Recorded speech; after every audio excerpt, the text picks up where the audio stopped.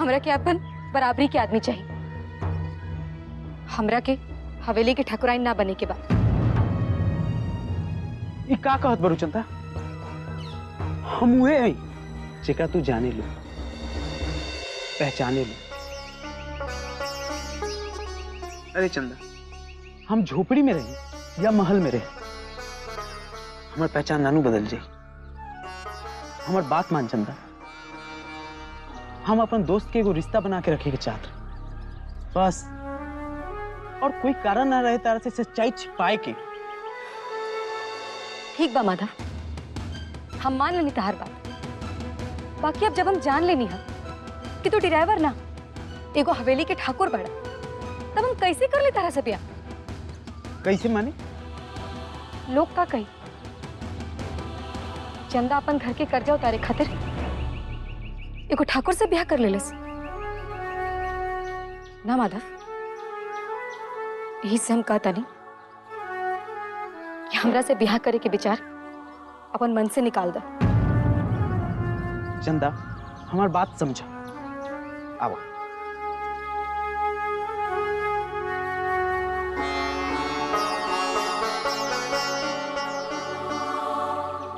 देखा चंदा, हम जाने नहीं कि तू बहुत स्वाभिमानी लड़की बना। यदि बुरा ना माना तो एक बात बोली, हमेशा मिल के तार कर्जा उतार दे। यही से तारा चिंता करे कोई जरूरत नहीं की, और ये लोग का कही नहीं एकरो चिंता करे कोई जरूरत नहीं की। अरे लोग के तो कामे बा बात बोले के, वो लोग तहार रिश्ता ना करवाई। देखा चंदा, तहार बाबूजी हमार बाबूजी इससे बड़ा, तहार बहन छोट बहन बड़ी ना कुसुम, हमार छोट बहन जैसे बड़ी। तो चंदा, हमरो तो फर्ज बन उनकर देखभाल करे के। और यहाँ वैसे भी हम निर्भय भी ऐसे नहीं, तार बाबूजी के काम के बात कर ले। वो बोलन कि उनकर एगो दोस्त बा जेकर एगो दुकान बा, वो दुकान में एगो काम करे वाला की जरूरत है। तार बाबूजी हो जा काम कर ली। हम तारा पे कोई एहसान नहीं करा चंदा, तार दुख दर्द तो हमरो दुख दर्द पाना, यही से कहते हैं। का सोचत बरो चंदा, कहीं ऐसा तो नहीं लागत ना कितना बड़का हवेली में तार दम घुटे लगी। चंदा, हमार परिवार बहुत अच्छा था। बड़की माई, बड़का भैया, माई, सुमन दीदी और भौजी तो तारा सिर पर बैठा के रखी। तारा के कैसे मालूम पड़ चला कि हम का सोचे थे? यही से काहे कि हम तारा के जाने नहीं। का तारा अभी रिश्ता सिंकार बा का?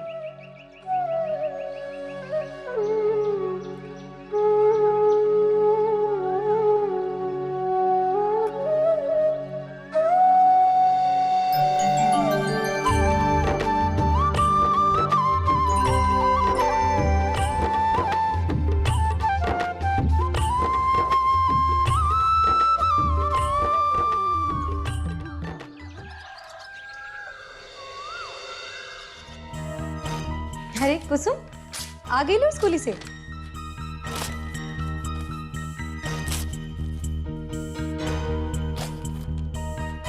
बाबूजी, ई तू का करत बड़ा? और ई कौन कागज फाड़त बड़ा?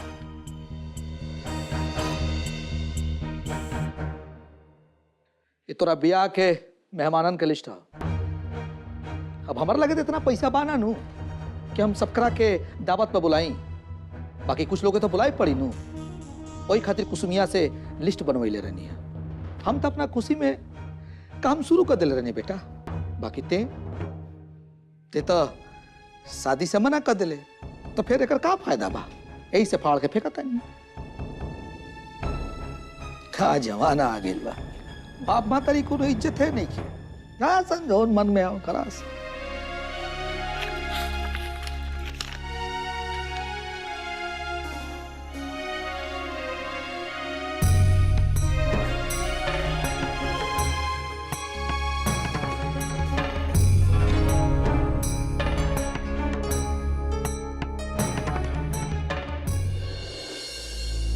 दीदी ई का करत बानू?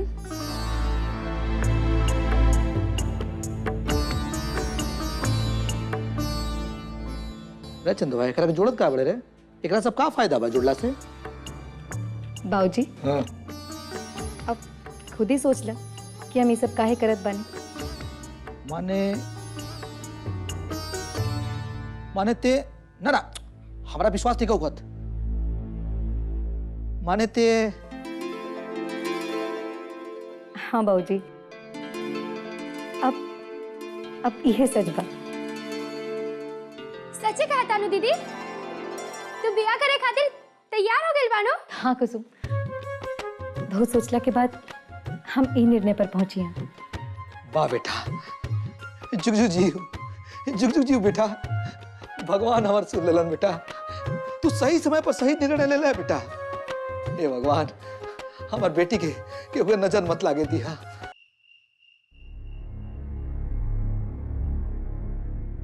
हे भगवान, तू एजा का करत ताड़ा? देखा ठकुराइन, ठाकुर साहब हमरा के एजा खड़ा कैले बानी ताकि कोनो भीतर न जा सके और उनका परेशान न कर सके। तो ठकुराइन हम तो हाथ जोड़ के कहत बानी कि तू जहाँ से आयल हो उधरे वापस चल जा। हमरा के खाली 2-3 सेकंड खातिर भीतर जाए के बा। हम आहिस्ते से पूजा कई के जल्दी से बाहर चलाए। ना ना ठकुराइन ना, हम खाली राम जी के हाथ जोड़ के चलाए। ठकुराइन हम कहा था कि तू यहाँ से चल जा। अरे बंसिया, का इतना हंगामा में चल बैठे थे? तोरा कितना बार कहनी की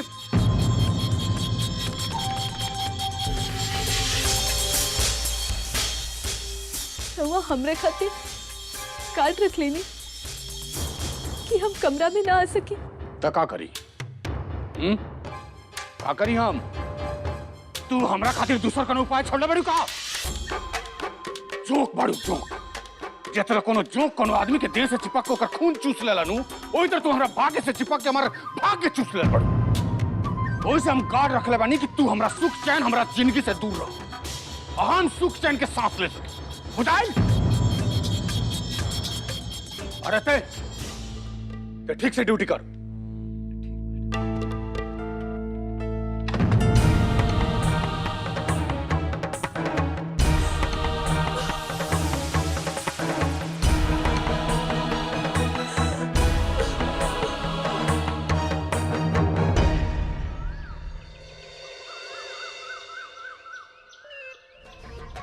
अरे सरबत लिया भजी।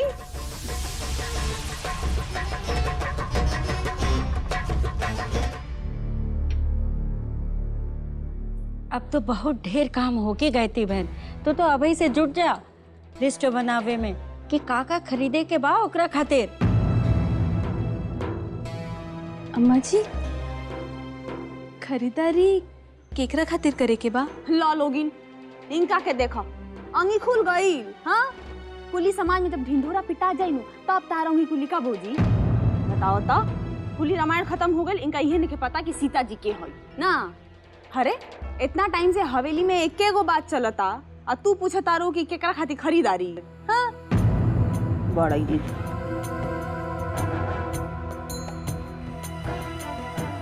ए हमर सुंदर भौजी, चंदा बियाह खातिर मान गेली। कितना बढ़िया समाचार बा। हाँ नु दुल्हन, चंदा मान गई? हाँ भौजी, आज हम बहुत खुश बने, बहुत।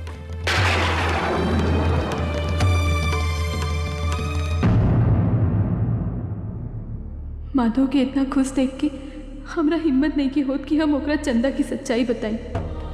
हम ओकर दिल कैसे तोड़ दी? और ये चंदबो कैसन बेलज नहीं की बा। घुमा फिरा के ब्याह खातिर मानिए गई नहीं ना। हम ओकरा ही हवेली के पतो ना बने दे, ओकर सच्चाई बता दे। बाकी हम केकरा बताई ओकर सच्चाई?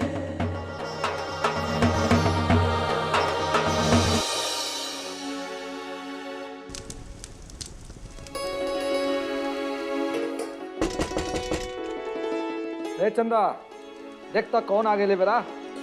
हाँ बाबूजी, हम देखते हैं।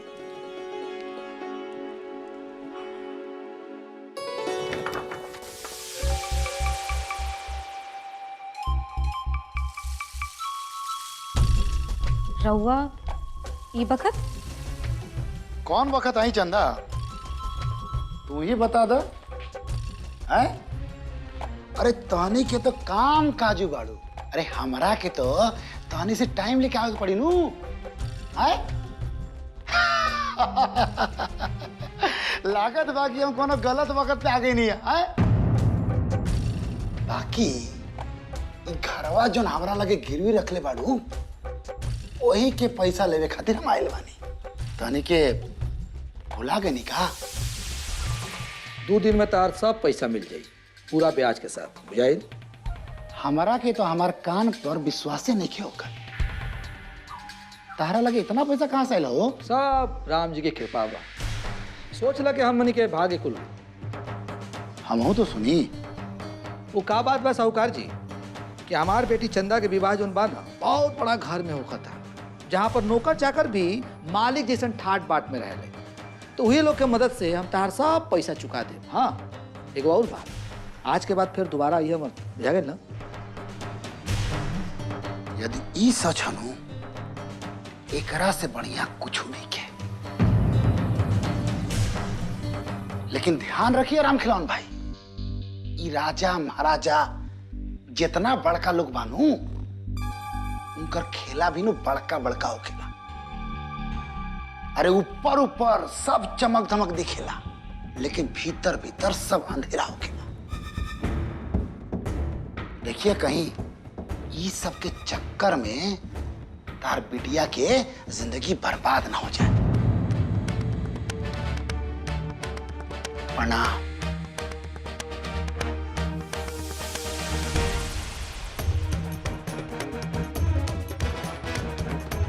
बाबूजी, इनकर कहे के का मतलब रहे? अरे बेटा, अरे हमार कलेजा के टुकड़ा, ऐसा लोगन के बात पर ध्यान ना दो जाला। बुझा गईल? ये एकदम जरंतुआ हमनी के भाग देख के जर गईल बड़ा सा। बुझा गईल? अरे ओकर बेटी के रिश्ता थोड़े होता कि खुश होई। बाकी तू चिंता मत कर, एक बार तो बियाह हो जाए दे, ओकरा बाद हम कमा के माधव बबुआ कुल पैसा चुका दे।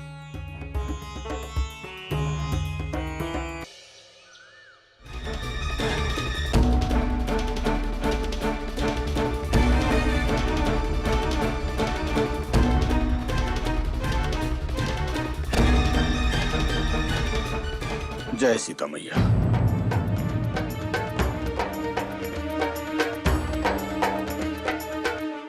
लो,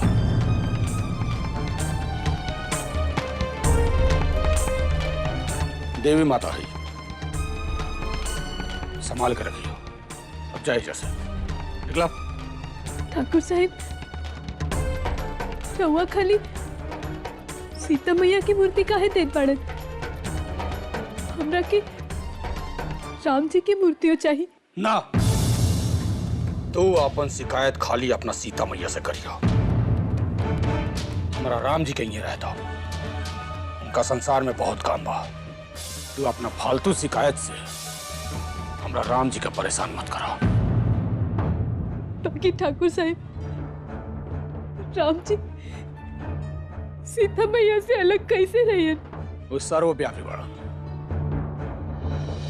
तू हमारा राम जी की चिंता मत करो, और यदि हमारी बात नहीं खे बुझात तो चल जा अपना नैहर। अपना फालतू बकवास से हमारा समय बर्बाद करे के कोशिश मत करो। ना ठाकुर साहिब, हम ना चाहिला कि राम जी सीता मैया से अलग हो जाए। घोर पाप हुई, इनके अलग करे के पाप हम अपन सिर पर ही ना ले। रवा सीता मैया की यही जरा की हम केहू के ना ले जाए। ना, यदि तो कोई के ना ले जाइबू तो यही बहाने खामखा हमरा कमरा में बार बार आके हमरा का परेशान करबू। आई हमने की चाहत, वैसे चुपचाप निकला निकला। ना ठाकुर साहब, हम रवा के परेशान ना करी।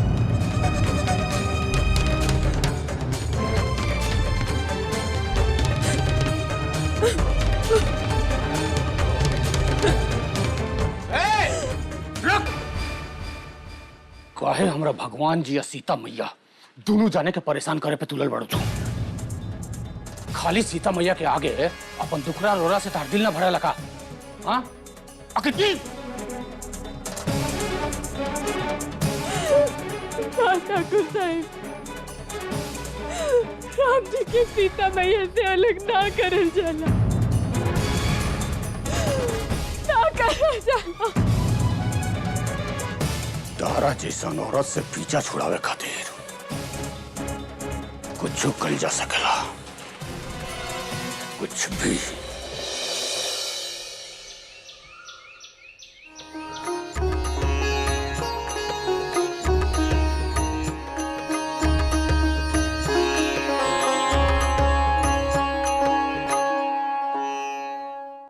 हे सीता मैया, राम जी से ऐसन बिछड़ के कैसे रहत बाड़ू? हमरा से तो उनकरा पिछो सहन नहीं की होत मैया। बाकी हमनी दोनों जना एक के नाव पर सवार बानी सा। हमो अपन पति से दूर और तू हो। हमनी के भाग के एक के रेखा बाका। एक बेरी पहले तू राम जी से अलग रहलू और ए बेरी फिर हमरा कारण तारा राम जी से अलग रहे के पड़ रहल बा। हमरा क्षमा कईदा माई। हम तहरा जैसन अपन पति के दिल जीते खातिर आदमी परीक्षा दे रहल बानी। बाकी तहरा हम ढेर देर तक राम जी से अलग ना रहे दे। हम वचन देत बानी माई कि हम तहरा राम जी लगी पहुंचाए। तहार पीछे ढेर देर के ना बा।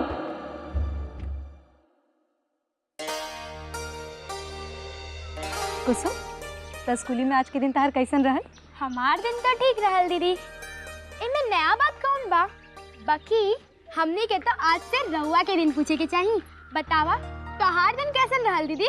बतावा ना दीदी, कैसन रहल तोहार दिन? चुप कर पगली। दीदी हमरा तोहार विवाह के बाद से बहुत खुशी बा। हाँ, अच्छा तोहार मन में काका लड्डू फूटत बा विवाह के बारे में? माने हाँ दीदी, तो काका सपने देखत बानू विवाह के बारे में? बतावा ना दीदी, बतावा ना। ओ हाँ, हम दीदी वो आ ना करी, बतावा काका सपने देखत बानू? हाँ हाँ, हमार माई बतावत है। हम खुश हैं कि हमार ब्याह के बाद हम आशा दीदी से रोज भेंट करब। आशा दीदी? हाँ हाँ कुसुम, आशा दीदी।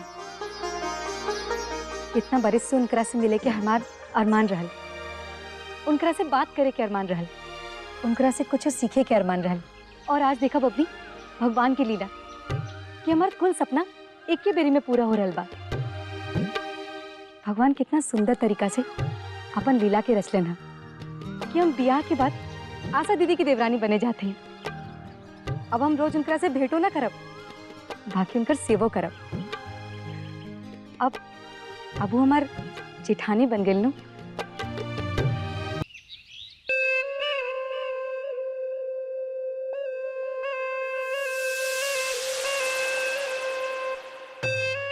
ना, इहो निमन नहीं लागत हमरा पर।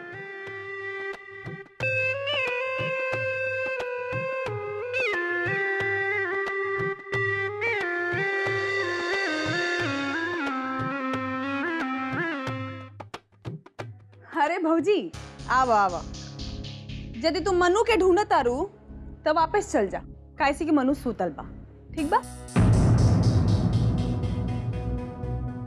अरे कहा तानी नु मनु सूतल बा, तका भूत नियर खड़ा बाड़ू।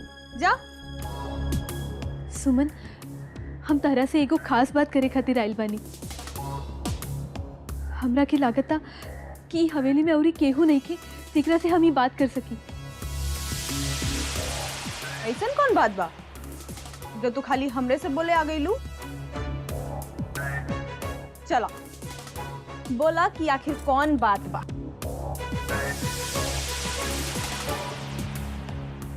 सुमन, तारा नहीं के लागत कि माधव के चंदा से ढेर गुनी लड़की मिल जाई? लो, एमे कौन कहे वाला बात बा? ई कुल तो हमरो पता बा।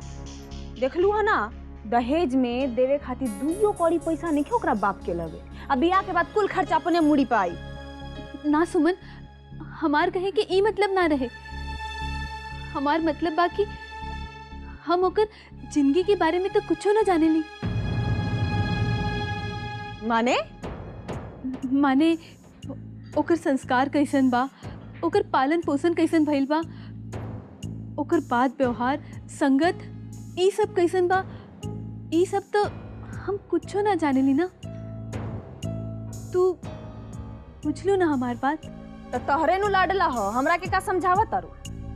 माधव जना लड़की के पसंद करियो, लड़की के हमनियों के पसंद करे के पड़ी, चाहे वो गरीब हो या गंवार हो। तार बात ठीक बा सुमन, बाकी यदि एक बेरी तू अम्मा जी से बात कर लेती तो शायद हमरा एकुल पचड़ा में पड़े के कोनो जरूरत नहीं के, बुझाइल लू। माधव अपना पसंद से वो गरीब गवार लड़की के पसंद कैले बा तो उहे भुगतस, हमरा से कुछ मत कहो।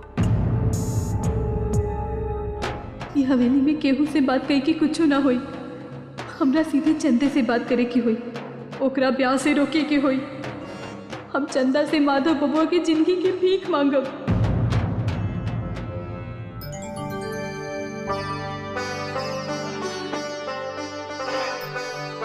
भौजी, भौजी, और कितना टाइम लगी?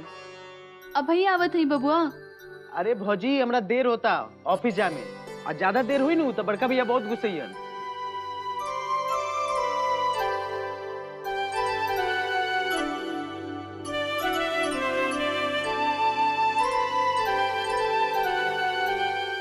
भौजी, इतना टाइम हो गया तो ये तू अभी तक नहीं बदल ले।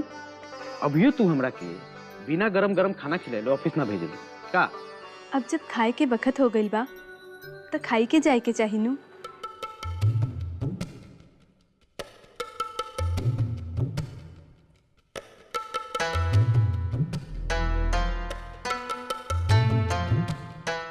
अरे भौजी, का भइल? कहवा घूम गल बरू? बबुआ, हमरा के चंदा से बात करे के बा। तारा लगे कोनो नंबर बा का? चंदा के नंबर? वो का बात बा बबुआ कि हमरा के ओकरा से पूछे के बा कि ओकरा साड़ी में कौन रंग पसंद बा, का बा कि ब्याह के खरीदारी करे के बानू। कहा भौजी, अभी ये जेठानी अपन देवरानी के चिंता करे लगल। वैसे तो चंदा के घरे कोई फोन वोन नहीं खे, बाकी एगो बुढ़िया के यहाँ जाले, ओकरा दवाई वाई खिलाए खाती, ओकरा से बातचीत करे खाती। उनकर एगो हमरा पास नंबर बा, चल लिखो। तनी रुका।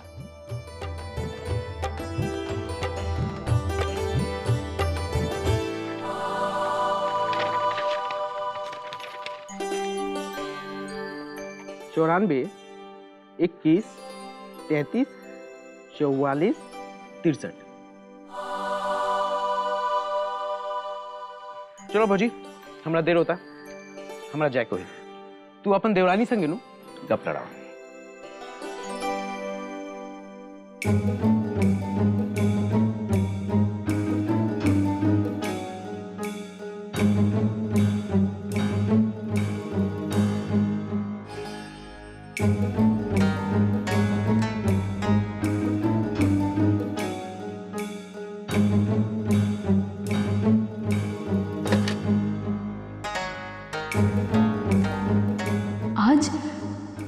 आज हमहू लड़किया से जरूर बतियाई जे हमार माता और हमार घर की बर्बाद करे पे तुलत बाड़ी।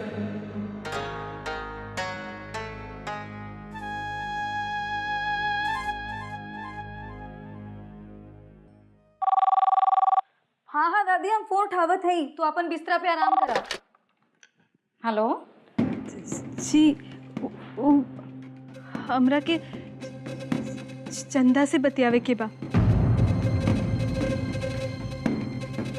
जी हाँ, हम चंदे हैं।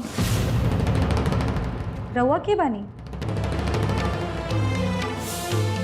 आशा दीदी प्रणाम। हम चंदा। Hello hello.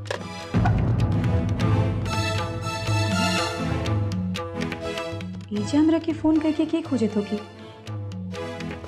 का सोच के हम चंदा के फोन कैनी हो? जौन लड़की इतना बड़का साजिश रचल बाड़ी वो हमार बात काहे सुनी? ओकरा से बात करे कि कोनो फायदा नहीं के। यदि ओकरा दूसर लोग के इतने ध्यान रही तो हमरी गोद भराई में आए कि हमरी पति पे काहे डोरा डालती। और ये का पता ओकरा से सीधे बात करे से शायद बात बिगड़ी हो जाए। वो लड़की कोनो हद पर जा सकेली। तो पूछ लो ना कि फोन पे के बोलत बाड़े। अरे एकरा पहले हम कुछ पूछी वो फोनो रख देली। अरे इतना परेशान काहे होत रे भाई हैं? अरे कोनो शुभ चिंतक हो जोन तोरा बिया के बधाई देवल चाहत हो की? का पता बाबूजी, बाकी हमरा बड़ा अजीब लागल ओकर आवाज सुन के। अम्मा जी का कहले रहली? हाँ, दूध, माखन, बादाम।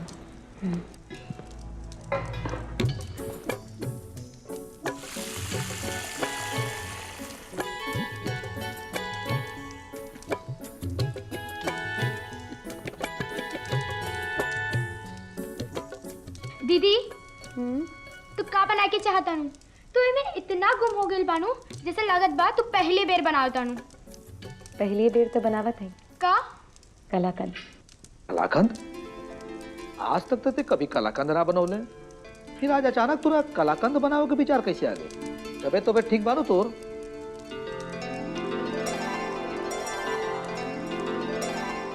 उनकरा के कलाकंद बहुत पसंद बा।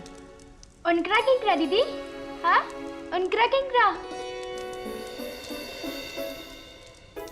चुप रहा ना तू। काहे चुप रही?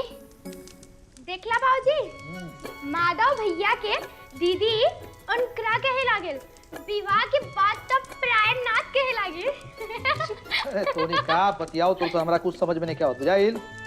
बाबूजी तारा के नहीं के मालूम, दीदी उस सब बनावे के चाहता नहीं जे माधव भैया के पसंद बा। ना ना ना माधव भैया ना, जीजा जी, जीजा जी के कलाकंद बहुत पसंद बा। ना बेटा, जैसे आज तू अपन होके वाला पति के पसंद के चीज बनावे के सीखत रहे, वैसे ही जब ससुराल जाइए ना तो ये सब लोगन के पसंद ना पसंद जान जाइए। ऐसे वो लोग के तू दिल जीत लेबे। जितना जल्दी वो लोग के दिल जीतबे ना बेटा, उतने जल्दी वो घर में अपन हक जमा पाइबे।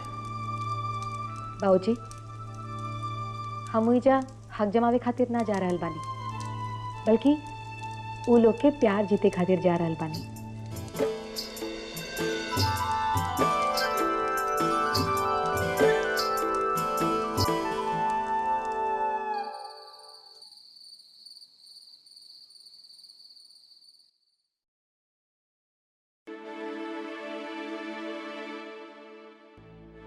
आ गइलू दुल्हन। तू एजा बाड़ू तो हमरा के कौन चिंता बा? मंदिर गइल रहलू ना भगवान से घर परिवार के सुख शांति मांगे खातिर।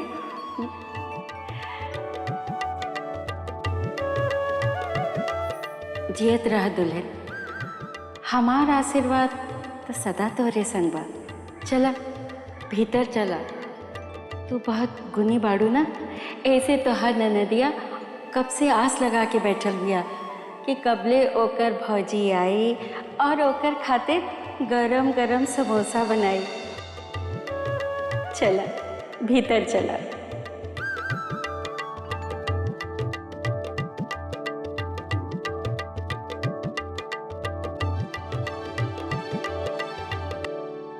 कितना बढ़िया सपना रहल।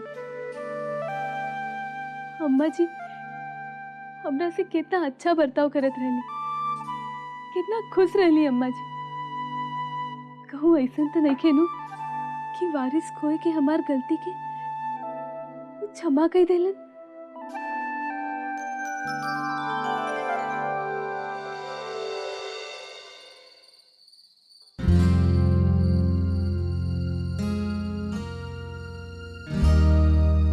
वाह, बहुत स्वादिष्ट बा।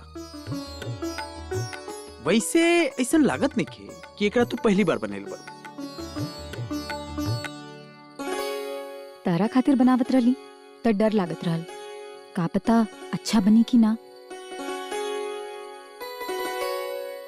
तू हमरा खातिर इतना कहलू ई कम बाका। वैसे चंदा एक बात बताओ, हमी संगे जब ब्याह हो जाई तो ई सब कुल हमरा खातिर बनैबू कि ना? काहे रोज रोज खाके मोटा होवे खातिर? ना, हम ना बनाए। अच्छा हम ही मोटा है, तू ना मोटेबू का? अरे हम काहे मोटे?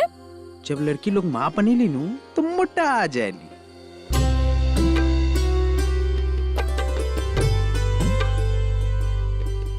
धत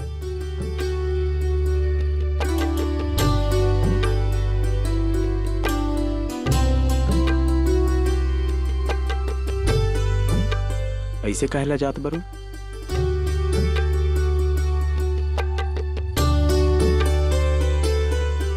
अच्छा चलो एगो बात बताओ, तारा बेटा चाहिए या बेटी? ई काहे पूछ रहल बड़ा? काहे कि लोग कहेला कि लड़की लोग के बेटा पसंद होएला और लड़का लोग के बेटी। अभी से इस सब चीज के बारे में सोच रहल बड़ा? वैसे बेटी होए चाहे बेटा, जरूरी तो ई बा कि बच्चा के अच्छा संस्कार मिले के चाहिए। हे भगवान, हमरा लागता नु जब तक ले हमार ब्याह ना हो जाए नु हमरा नींद ना आए। हमरा तो उहे दिन के इंतजार बा, हम घोड़ी पे बैठ के तार दुआरी पे तार बाबूजी के घर से अपन हवेली लेके जा। अच्छा तो ठीक बा, तू एजा बैठ के वो दिन के इंतजार करत रहा, ठीक? अब हमरा घरे जाए के हुई, बाबूजी और कुसुम घरे पर बाड़न। हाय धरा।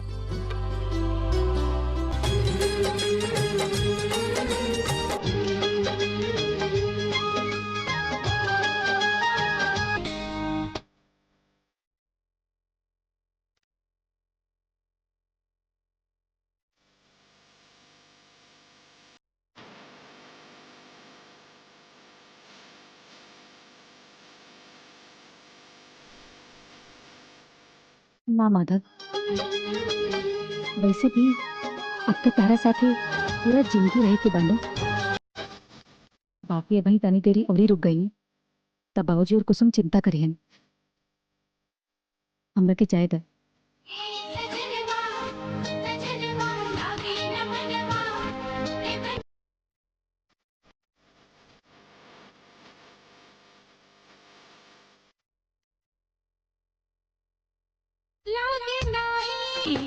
प्रेम लगन लागे, प्रेम लगन लागे, प्रेम लगन लागे, प्रेम लगन।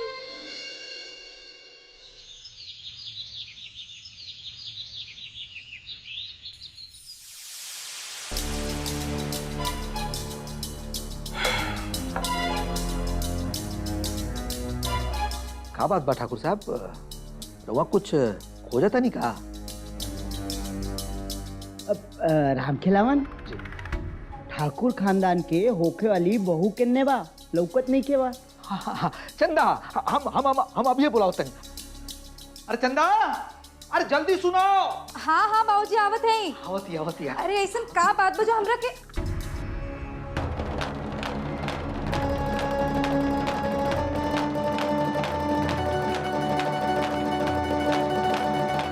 अरे ठाकुर साहब रहुआ एजा?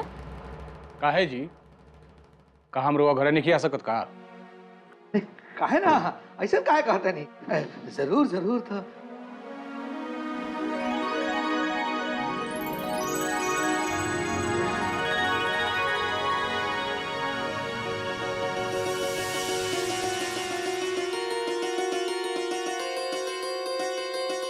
अरे रे का करता रू? अरे भाई हम कोनो बूढ़ पुरनिया थोड़े बानी कि तू हमार गोड़ छुआ तारू। हाँ और नहीं तो का ठाकुर साहब ठीक है तो कहत बाड़े। पहले तो रहुआ हमरा खातिर ठाकुर साहब रहलन, जौन हमरा के काम देले रहलन। अब तो राउर परिवार के साथ हमनी के संबंध बन गइल बा। रहुआ रिश्ता में हमरा से बड़ बाड़न। ठाकुर साहब वो कहा है कि पंडित जी आए रहा ना, ब्याह के तारीख बता गए ना, बड़ा शुभ मुहूर्त बा। हम तो हमनी के शादी के तैयारी शुरू कर दिले बानी जा। ए भाई रामखेला, हाँ, तो बोलो भाई। हमनियों के पीछे नहीं खे, हमनियों के यहाँ बड़े जोर जोर से तैयारी शुरू बा। अरे वाह। तो दरअसल हमनी के एजा दूसर काम से आयल बनी जा। हम खाली रउआ से ही कहे आयल बनी कि अगर हमरा से रउआ कोनो जरूरत पड़े, कोनो मदद चाहिए तो खुल के बता दे।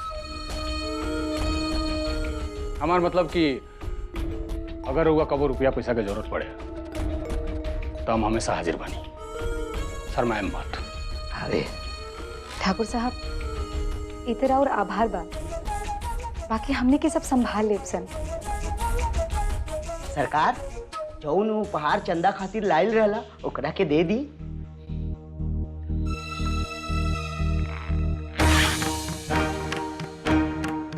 ला